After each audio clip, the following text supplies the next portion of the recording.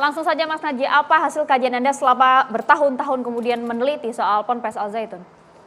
Baik, sebetulnya bukan penelitian secara formal sih, tetapi interaksi dengan beberapa mantan pengurus, ya, dan juga beberapa alumni yang pernah ketemu dengan pernah berkomunikasi soal Al Zaitun ini. Ini sebetulnya kalau kita tilik sejarahnya, Al Zaitun ini kan perkawinan dari NII dan ajaran Isa Bugis sebetulnya. Makanya saya juga heran kenapa Isa Bugis ini juga punya murid namanya Musadek yang mendirikan Al-Qiyadah dan Ghafatar, ya. Makanya saya heran kenapa Isa Bugis sudah ditindak, kemudian Musadek juga sudah ditindak, tetapi Panji Gumilang kok tetap berlarut-larut gitu. Ini kan sebetulnya persoalan yang harus kita sayangkan gitu. Hampir 30 tahun kalau dihitung dari berdirinya pesantren di tahun 96 atau beliau bilang tadi 94 bahkan lebih awal. 98 diresmikan. Jadi ini kan persoalan yang berlarut-larut di mana negara tidak punya ketegasan gitu. Dan yang sebetulnya harusnya dilakukan karena apa? Karena berpotensi untuk jatuhnya korban dari masyarakat. Tentu banyak masyarakat yang tertipu dengan ajaran-ajaran yang semacam ini. Padahal kalau kita lihat desakan civil society itu kan sebenarnya sangat cukup kuat. Besar. Dan berkali-kali kan? Dan berkali-kali dan berulang terus selama beberapa tahun sejak awal berdirinya sampai dengan sekarang gitu. Dari MUI, dari Ormas, dari NU, dari Ormas Muhammadiyah dan tokoh-tokoh yang lain gitu. Di sisi lain kalau kita lihat juga ini kan sebetulnya sudah, kalau sekarang soal Al Zaitun ini sudah bukan samar-samar lagi. Faktanya sudah terang benderang dan sudah bahkan Panji ini sudah mempropagandakan ajaran-ajarannya ke publik. Nah ini persoalan yang menurut saya menjadi serius. Kalau seseorang meyakini sesuatu lalu disimpan sendiri, itu konsekuensinya pribadi. Tetapi ketika sudah dipropagandakan, maka sebetulnya ada konsekuensi yang meluas dan ini perlu campur tangan pemerintah. Ini sudah terang benderang, tapi apa yang menurut Anda membuat Panji Gumilang ini tidak terjamah? Iya, tentu itu pemerintah yang harus melakukan tindakan itu ya. Karena kan begini, selain Mengapa, tadi, Mas Haji? Nah ini mestinya pemerintah, kalau kita ini kan masyarakat tidak tahu proses yang terjadi di dalam pemerintahan. Misalnya ada beberapa kasus di mana Panji Gumilang dilaporkan, kemudian laporannya tidak diproses. Ada apa gitu? Tentu kalau kita bicara asumsi-asumsi ini juga nggak baik. Tetapi faktanya seperti itu gitu. Di samping memang berdirinya Al Zaitun ini juga lekat dengan beberapa nama besar ya.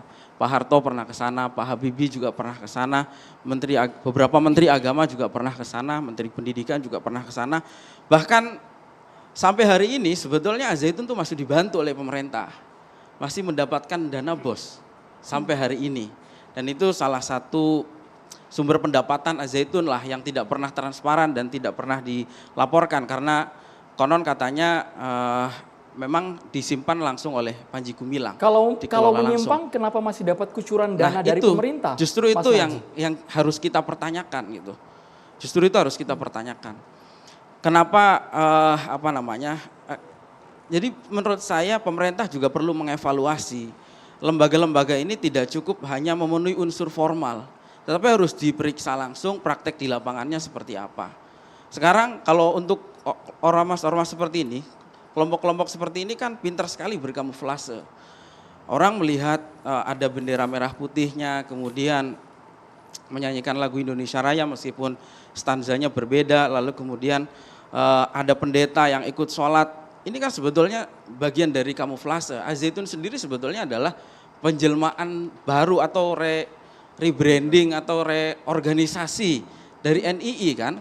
Karena setelah NII itu tahun 62 diselesaikan, mereka kan mengubah strateginya, bermetamorfosis. Dulu ada Kertoswiryo, kemudian Daud Bere, ada Jailani, kemudian sekarang dilanjutkan oleh Panji Gumilang. Karena pemberontakan atau upaya mendirikan negara Islam Indonesia melalui jalur persenjataan itu sudah gagal, tahun 62, maka mereka kemudian berupaya bergerak melalui kegiatan-kegiatan sosial. Misalnya dulu MIM ya, dulu pernah didirikan Masyarakat Indonesia Membangun dan yang lain-lain, termasuk akhirnya sama Pak Bahimam ini mendirikan Yayasan Pesantren Indonesia itu. Nah, tentu ini harus dilihat juga gitu. Meskipun unsur formalnya mungkin terpenuhi ya. Bahkan yang terbaru itu perpanjangan izinnya tahun 2021 loh di zaman Pak Jokowi. Dan di zaman Kementerian Agama yang sekarang, kalau dulu-dulu seperti zamannya Surya Dharma Ali itu kan memang Surya Dharma Ali ini sekelas dengan Panji Gumilang waktu di Gontor itu. Memang Panji Gumilang tuh punya latar belakang agama. Jadi dulu di Gontor, kemudian kuliah di UIN Jakarta, bahkan sempat menjabat sebagai Ketua Ikatan Alumni UIN Jakarta tahun 2006 sampai tahun 2013. Artinya apakah seperti ini Mas Najih? Secara Ya. kurikulum yang dikenalkan ke publik tidak ada masalah sama sekali. Tapi kurikulum tersembunyi Bukan yang begitu. tidak dibuka ke publik itu yang sampai sekarang masih menjadi misteri. Betul, betul. Ada persoalan sebetulnya. Karena kurikulumnya kan ada dua. Ada dua. Ada kurikulum yang resmi dan ada hidden kurikulum tadi. Mas Ken tadi sudah menyampaikan. Ada unsur yang memang santrinya ini adalah orang-orang NII, anak-anak orang-orang NII dan ada juga orang luar. Untuk orang luar memang tidak diajarkan kurikulum NII dan bahkan konon ketika beberapa orang pengen ikut baiat pun ditolak. Itu. Maksudnya ketika ada anak santri ini yang bukan orang tuanya bukan NII ingin baiat NII itu ditolak oleh Panji Gumilang. Itu. Ya, jadi memang Panji Gumilang membuat satu sistem yang semacam itu. Ada klaster-klaster yang boleh diketahui oleh umum, mana yang tidak boleh Indikatornya diketahui. berdasarkan apa itu, Mas Najih? Anak NII kan sebagian besar, mungkin dulu posisinya mungkin 50% kali dulu Pak Imam ya. Yang NII 50%, yang non NII 50%. Kalau sekarang mungkin sudah 90%.